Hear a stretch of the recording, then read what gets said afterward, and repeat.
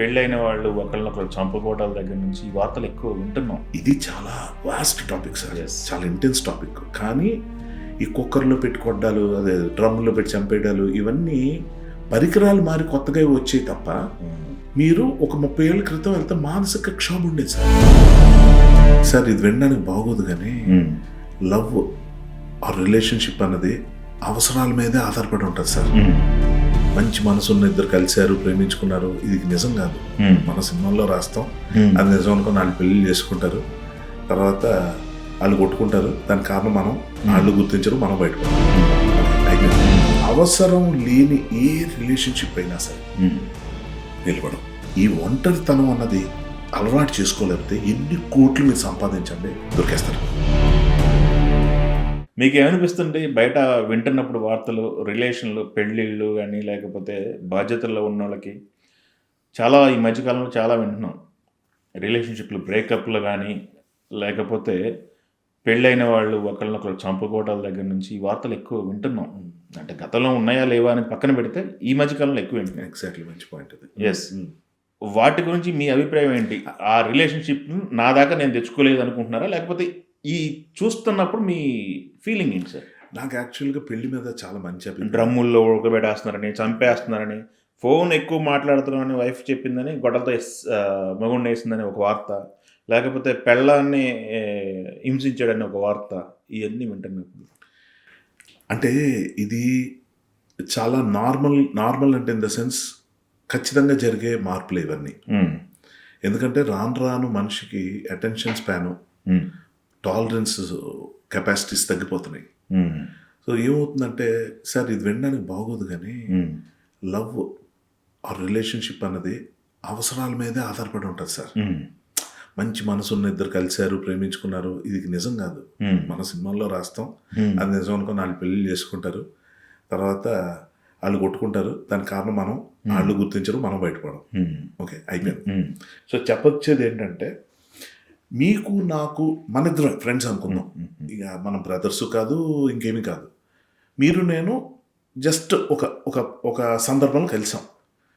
మీరు ఒక ప్రొడ్యూసర్, అంటే నేను మన ఫీల్డ్ కాబట్టి చెప్తున్నాను, లేకపోతే నేను ఒక డైరెక్టర్గా మీకు అవసరం పడవచ్చు, ఒక ప్రొడ్యూసర్గా మీరు నాకు అవసరం పడవచ్చు. అలాంటి ఒక అవసరం కలిస్తే మనం చాలా బ్రహ్మాండమైన ఫ్రెండ్స్ అయిపోవచ్చు. ఎందుకంటే కలిసి పనిచేసి ఒక ప్రాజెక్ట్ నిలబెట్టాలి, మనం జీవితం చూడాలి. ఆ జర్నీ ఒకటే నిజం.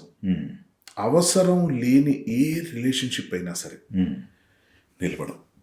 పెళ్ళిగా దాకా ఎందుకు, మొగుడు పెళ్ళాం పెద్దలు అవే మాట్లాడుకోవడం కూడా అనవసరం. తల్లిదండ్రులు ఉన్నారు, అవసరం తీరిపోతే ఓల్డ్ ఏజ్ హోమ్లో పడేసే పరిస్థితి. ఇది అవసరంతో కూడా పని లేకుండా కొన్ని ఉంటాయి సార్. అబ్రాడ్లో అక్కడ ఉద్యోగాలు వచ్చేస్తాయి, ఖచ్చితంగా అక్కడే ఉండాలి. పేరెంట్స్ అక్కడ ఈ బయట నుంచి చేసే రిస్క్ ఉంటుంది, వాళ్ళు ఓల్డ్ ఏజ్ హోమ్లో పెడతారు కాదంట్లా. ఉద్దేశం ఏదైనా చివరికి ఏం జరుగుతుంది అన్నది నా క్వశ్చన్. Relationship breakup.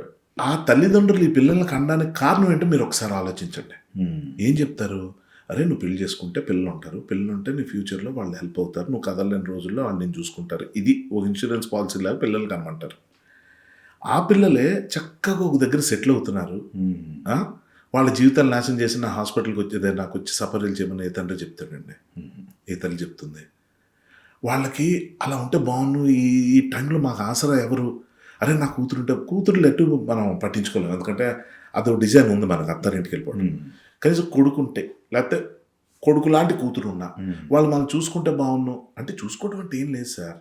రోజు వచ్చి ఒక అరగంట గంట పక్కన ఉండటం, ఆ చెయ్యి తాకడం, బాగున్నావా ఏదో ఒకటి, అసలు బాగున్నా కూడా అక్కర్లా, ఏదో ఒకటి అలా ఏదో తాకుతుంటే ఉంటుంది చూడండి, వెళ్తూ అటు ఇటు తగలటం. మీరు నమ్మరు, అంతకుమించి ఏం లేదు సార్ రిలేషన్షిప్ నుంచి మనం ఎక్స్పెక్ట్ చేసేది. మీరు పెద్దవాళ్ళని ఎవరినైనా అడగండి, ఏం ఉండదు. వాళ్ళకి పిల్లలు బయట గోల్ చేస్తుంటే చాలామంది తాతగారు పడుకున్నారు గోల్ చేయకుండా, ఆయన పడుకుంది ఆ గోల కోసం, ఆ గోల ఆయనకి జోల. వాళ్ళు ఆ సౌండ్ లేకపోతే ఉండలేరండి. సమ్మర్ వెకేషన్స్కి వచ్చి పిల్లలు అల్లరి చేస్తుంటే వీళ్ళు కూడా అంటారు, ఏంట్రా గోల అంటే ఎక్కడ పడిపోతారు, దెబ్బలు తగ్గితే అలాంటివే ఉంటాయి. చదువుకోండి కాసేపు, మరి ఎక్కడ తాతగారు ఇంటికి వచ్చాడు చదువుతూ మళ్ళీ అల్లుడు గారు కోడల, సో ఇలాంటి దాంట్లో ఏదంటారు తప్ప వాళ్ళకి అల్లరి ఇష్టం, వాళ్ళకి గోల ఇష్టం. వాళ్ళ మీద పడిపోయి వాళ్ళ మీద ఏవో చేస్తుంటారు చూడండి పిల్లలు, బొట్లు పెట్టడం, జడలేయటం, ఇవి బాగుంటాయి వాళ్ళకి. ఒక్కసారి వెళితే వాళ్ళు వెళ్ళిపోయిన తర్వాత ఎలా ఉంటుంది అన్నది, ఇది చాలా భయంకరమైన నిజం సార్. ఈ ఒంటరితనం అన్నది అలవాటు చేసుకోలేకపోతే ఎన్ని కోట్లు మీరు సంపాదించండి, ఇందాక పాయింట్కి ఇప్పుడు వస్తున్నారు, దొరికేస్తారు, గాన్, పిచ్చికి పొద్దు మీకు. ఎందుకంటే మీ ఏజ్ గ్రూప్ వాళ్ళతో మీరు ఫ్రెండ్షిప్ చేసుకుంటాం అని అనుకుంటారు, కానీ మీరు దగ్గుతుంటే ఆడు దగ్గుతుంటాడు, మీ కడుపు నొప్పి అయితే ఆడు గుండె నొప్పి అవుద్ది. ఒకటి కాదండి, వాళ్ళని మీరు హ్యాండిల్ చేయలేరు. వాళ్ళకన్నా ఈ యంగ్స్టర్స్తో మీరు ఉన్నారనుకోండి బాగుంటుంది, కానీ యంగ్స్టర్ మీతో ఎందుకుంటారు, వాళ్ళు ఏమంటారా, ముసలోడరా, జాదస్తం ఎక్కువ, అది ఇది. కానీ ఇక్కడ మనం నేర్చుకోవాల్సింది ఏంటంటే యంగ్స్టర్స్తో ఏం మాట్లాడితే మనం వాళ్ళ ఇంట్రెస్ట్ మనం సంపాదించవచ్చు, వాళ్ళకి ఏ లాంగ్వేజ్ అర్థం అవుతుంది. మీ కాలం కుర్రోళ్ళు మా మేము అలా లేవురా, మీరు ఇష్టం వచ్చినట్టు తయారయ్యారా, హెయిర్ స్టైల్స్ ఏంటో బట్టలు ఏంటి అనకూడదండి. బాగున్నావు ఈ డ్రెస్లో, చాలా బాగున్నావు, ఆ హెయిర్ స్టైల్ బాగుందిరా, ఏంటి ఫ్యాషనా, ఓకే ఇది ఇంకొంచెం ట్రై చేయొచ్చుగా, వాళ్ళ లాంగ్వేజ్ మాట్లాడాలి. అప్పుడు వాళ్ళు మన లాంగ్వేజ్ మాట్లాడతారండి, అది వాడు కూడా అండర్స్టాండింగ్ ఉంటుంది. సో నేను చెప్పొచ్చేది ఏంటంటే కంపానియన్షిప్ అన్నది మీరు డెవలప్ చేసుకోలేకపోతే, అంటే if you're dependent on company, నేను అది కూడా వదిలేశానండి. నా కంపెనీ నాకు ముఖ్యం అని ఇందా మీరు అడిగిన దాంట్లో 24 hours నాకు సరిపోతుంది. దాంట్లో నా రిలేషన్షిప్లో, హుక్అప్లో, హ్యాంగ్అవుట్లో అవి ఒక పర్సంటేజ్, కానీ రోజుకు 2-3 గంటలు నాతో నేను ఉంటా. అది మస్ట్, అది నాకు ఇప్పటి నుంచే దాన్ని అలవాటు చేసుకుంటున్నా. అది పెంచుకుంటే వెళ్తా, 2 గంటలు 20 గంటల దాకా తీసుకెళ్తా. అది మేబీ నా ఫ్యాగ్ ఎండ్ ఆఫ్ లైఫ్ అవుద్ది, నాకు ప్రాబ్లం ఏమి ఉండదు. సో ఎలా హ్యాండిల్ చేసుకోవాలో తెలియని రిలేషన్షిప్స్ ఉన్నప్పుడు, అన్ని అవసరాలు బేస్డ్ అని అన్నాను కదా, అవసరాలు బేస్డ్ ఉన్నప్పుడు మీతో నాకు అవసరం లేదని భార్య గురించి ఫీల్ అయినా, అంటే వాడికి ఏదో వేరే అమ్మాయితో సంబంధం ఉన్నా, లేకపోతే వద్దురా బాబు ఎందుకు నేను పెళ్లి చేసుకోకపోతే బాగున్నాను అనుకుంటున్నా, అది అతను అనుకున్నా ఆమె అనుకున్నా ఇదే గొడవ. ఇంకోటి ఏంటి, ఫినాన్షియల్ డిపెండెన్స్ ఉంటే బాండ్స్ బాగుంటాయండి. తెలుగులో చెప్పాలంటే బాగుండదు వినడానికి, కానీ చచ్చినట్టు పడి ఉంటారు. అది మనం బయటకు అలా అన్నాం, వాళ్ళిద్దరు కలిసి ఉన్నారంట. మీరు చూడండి, కట్నం కోసం పెళ్ళిళ్ళు జరుగుతాయి, సంపాదనల కోసం ఉద్యోగాలకు వెళ్తారు, ఒక ఇన్కమ్కి ఇంకో ఇన్కమ్ తోడవకపోతే కష్టం కాబట్టి ఉద్యోగం ఉన్న అమ్మాయిని పెళ్లి చేసుకోవడానికి ఒకటి ఇష్టపడతాడు. లేదా అసలు నేను సంపాదించకుండా హాయిగా సరదాగా కిట్టి పార్టీలు చేసుకుంటూ బతకాలన్నప్పుడు ఒక మంచి రిచ్ గాయని పెళ్లి చేసుకోవాలని ఒక అమ్మాయి అనుకుంటుంది. ప్రతి దానికి ఒక రీజన్ ఉంటుంది, ఒక నెసెసిటీ ఉంటుంది, క్యాలిక్యులేషన్ ఉంటుంది, నెసెసిటీ ఉంటుంది. అది తప్ప అంటే ఏదో ఒకటి సిస్టమ్ హ్యాస్ టు గో. కానీ మనం ఏదైతే లవ్ అని మాట్లాడుతున్నాం అది ఎందుకు కనబడట్లేదు డిస్కషన్స్లో కూడా, అలవాటు పడిపోవడాన్ని లవ్ అని ఎందుకు అనుకుంటున్నాం. ఇది చాలా వాస్ట్ టాపిక్ సార్, చాలా ఇంటెన్స్ టాపిక్. కానీ ఈ కుక్కర్లో పెట్టి కొడ్డాలు, అదే డ్రమ్లో పెట్టి చంపేయడాలు, ఇవన్నీ పరికరాలు మారి కొత్తగా వచ్చాయి తప్ప, మీరు ఒక 30 ఏళ్ళ క్రితం వెళ్తే మానసిక క్షోభ ఉండేది సార్. భర్త ఇంటికే రాకుండా, పిల్లలకి అన్నం కూడా పెట్టకుండా, ఆ భార్య బయటికి చెప్పుకోలేక, అది మర్డర్ కన్నా ఘోరం కదా.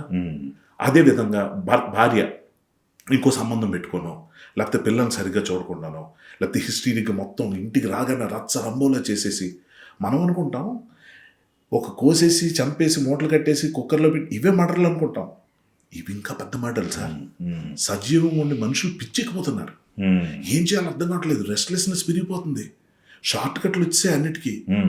పిల్లలు కనడానికి అమ్మాయి అక్కర్లేదన్న పొజిషన్కి వచ్చేస్తుంది. ఇప్పుడు ఏదో ఒక మెషిన్ కనుక్కున్నారు అనుకోండి, మీరు నమ్మండి, స్త్రీ జాతి మొత్తం నాశనం అయిపోతుంది సార్.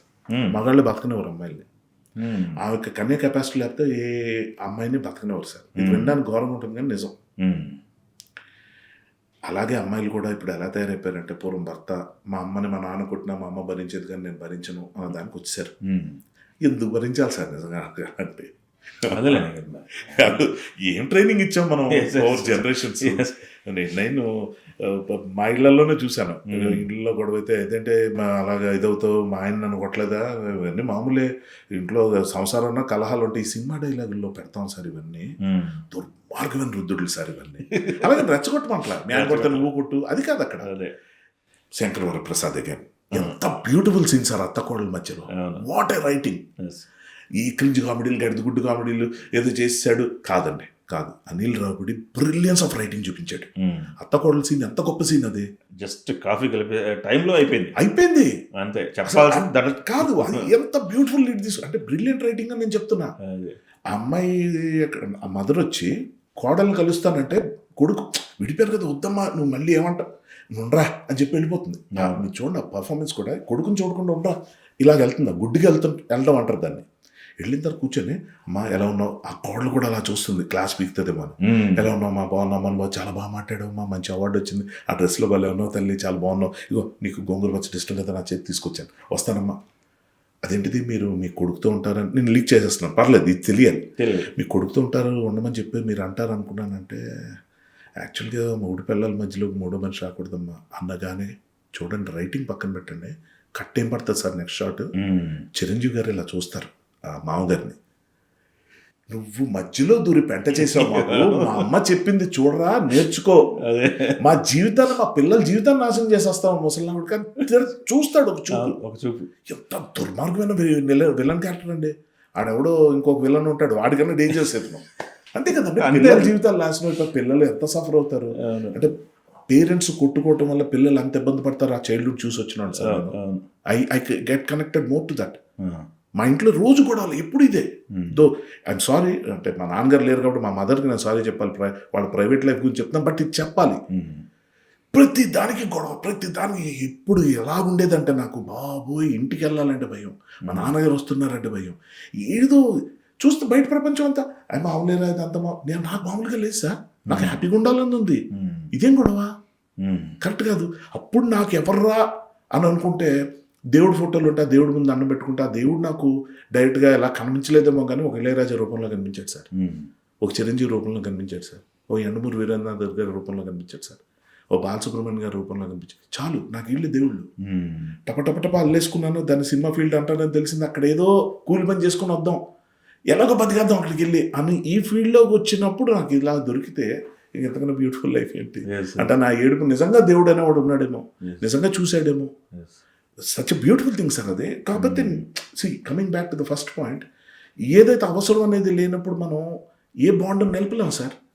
అందుకే నేనేమంటానంటే, ఇది వినడానికి చాలా అసహ్యంగా ఉండొచ్చు, అక్కడ ఏమొద్దంటే ఎవరైనా ఒక అబ్బాయి అమ్మాయి పెళ్లి చేసుకుంటే ఖచ్చితంగా ఒకరు వీక్ ఒకరు స్ట్రాంగ్ అవ్వాలి. ఇద్దరు వీక్ వద్దు, ఇద్దరు స్ట్రాంగ్ వద్దు. ఇద్దరు వీక్ అయినా పర్లా, ఒకరి మీద ఒకరు డిపెండ్ అవుతూ ఉంటారు, కొంచెం ఏదో ఒకరు స్ట్రాంగ్ ఉంటే కొంచెం హ్యాపీగా ఉంటుంది లైఫ్. ఇద్దరు స్ట్రాంగ్ అనుకోండి చాలా బాగుంటుంది అనుకుంటాం, కాదు అయిపోద్ది. ఎక్కడ దగ్గర పేషెన్స్ పోయి నువ్వెంతంటే నువ్వు నిజంగా ఎవడెంత అండి, ఎవడెంత వాళ్ళు కూర్చోబెట్టి మనం ఏం చెప్తాం, లేదు లేదు మూడు పిల్లలు కొట్టుకున్నా కలిసిపోవాలి, ఎందుకు అది. అది శంకర్ వరప్రసాద్లో మీకు సేల్ అవుతున్న పాయింట్. ఈరోజు ట్రక్లు లారీలు వేసుకురావడానికి ముఖ్యమైన కారణం ఇటువంటి సీన్స్. చిరంజీవి గారు ఇలా లేడీస్తో మాట్లాడేది ఉంటుంది, ఆడవాళ్ళు ఓ నలుగురు కూర్చో, ఇక్కడ ఆడవాళ్ళ గురించి చూపించే మగవాళ్ళు ఎలా మాట్లాడతారు సార్. ఏంట్రా నీ పెళ్ళాం ఫోన్ చేస్తుంటే అలా కంగారు పడుతున్నాడు, ఇంకో పెగ్గి ఏంటి తిడతా ఉద్రబాబు ఏదో అంటుంది అని వాడేదో అంటాడు. అందుకేరా ఎక్కడ ఉంచాలి అక్కడ ఉంచాలి, అది మా ఉన్నాను మనం ఏదో తీసుకొస్తుంటుంది అప్పుడు. ఏంటే నువ్వు ఇలా మాట్లాడితే ఏం చేస్తాను, ఛార్జ్ కొడతాను దాన్ని అడుగు అని ఇన్సల్ట్ కూడా చేస్తాడు. అంత ట్యూనింగ్ ఎక్కడ ఉంటుంది, వీడిని చూసి అది నేర్చుకోవాలా. మనకి ఈ పక్కన్నోళ్ళు చెడగొట్టే తీరు నాలా మీరు ఉండాలి, లేదా మీకన్నా నేను బెటర్గా ఉన్నానని చెప్పే ప్రయత్నంలో ఎన్ని మాట్లాడతాం సార్, ఎన్ని ఇది ఈ బలుపు ఇక్కడి నుంచి బయటకు వస్తుంది. సో అది నీకన్నా బెటర్ లైఫ్ నేను లీడ్ చేస్తున్నాను చెప్పడం కోసం ఎన్ని చేస్తాం సార్ మన పాపాలు. పాప అమాయకులు బలైపోతుంటారు, ఇన్ఫ్లుయెన్స్ అయిపోతుంటారు, కొట్టుకుంటారు. అందుకే శంకర్ వరప్రసాద్లో ఆ సీన్ చాలా గొప్ప సీను. ఫ్యామిలీస్ని కనెక్ట్ చేయడం అనిల్ రావుపూడికి తెలిసినంత బాగా ఎవరికి తెలియదా అన్నంత డౌట్ వస్తుంది. ఎందుకంటే నాకైతే ఈ సీన్ ఎక్కడ నేను చూడలేదు సార్, నాకు కొత్తగా అనిపించింది సీన్. అంటే రైటింగ్ పిచ్ కదా, నేను అటు చూస్తుంటే ఎక్కువ అరే ఎంత బాగా ఎలా రాశాడు. ఒకటి అంటారండి చిరంజీవి గారు పిల్లలతో, నువ్వు మా నాన్నని ఎందుకు చెప్పలేదు అనగానే ఇతను ఏం ఎక్స్ప్రెషన్లు ఇస్తాడు సార్. పిల్లల్ని పట్టుకుని అది కాదమ్మా, అమ్మ చాలా తప్పుగా మాట్లాడుతుంది నాన్నంతో, అమ్మ కరెక్ట్ కాదు, నాకు అమ్మంటే కోపం నచ్చట్లే. అప్పుడు అంటాడీనా, కాదమ్మా మీకు జ్వరం వచ్చి తగ్గిపోతుంటుంది కదా, అలాగా అమ్మకి ఈగో వచ్చింది, నాకు వచ్చేది, నాకు ఉంది ఈగో, తగ్గిపోయిందిగా, అలా అమ్మకు కూడా తగ్గిపోతుంది. ఎవరు చెప్తారు సార్ ఈ లాంగ్వేజ్లో? పిల్లలు పరిగెత్తుకుంటే వెళ్తున్నారండి సినిమా హాల్కి, వెళ్ళరా అండి? వాళ్ళకి చిరంజీవి అంటే నచ్చడా అండి? ఇది కదా మనం చెప్పాలి. ఆ mother over cup of coffee, మీరు ఇందాక అన్నట్టు అక్కడ ఇది నేను చెప్పను, ఆ కాఫీ పెడతానమ్మా అని చెప్పిన దగ్గర రాశాడండి సీను. మీరు చూడండి, ఫ్యామిలీ లేడీస్ ప్రతి ఒక్కళ్ళు భుజం తడుకుంటారు. అబ్బాబ్బా ఏమి రైటింగ్ సార్, అది ఏమి రైటింగ్. ఎక్కడో ఒక దగ్గర అట్లా కనెక్ట్ అయితే చాలు. అది మామూలు కనెక్ట్ కాదంట. ఇప్పుడు పండగ టైంలో అందరూ కలుస్తున్నారు సార్. అమ్మలు, పిన్నమ్మలు, మామయ్యలు, అత్తలు అందరూ కలుస్తున్నారు. అందరూ కలిసి సినిమాకి వెళ్ళినప్పుడు మన కుటుంబంలో ఉన్న సమస్యల గురించి ఏదో ఒకడు ఒకటి మాట్లాడుతున్నాడు. ఉమ్. అది మెగాస్టార్ సినిమాలో ఇవన్నీ కనిపిస్తున్నాయి అనేటప్పటికి ట్రక్కులు, బస్సులు ఏంటి సార్, కాలి నడకన వస్తారు. ఇది అంత హిట్ అవ్వడం గల కారణం అది. Yes.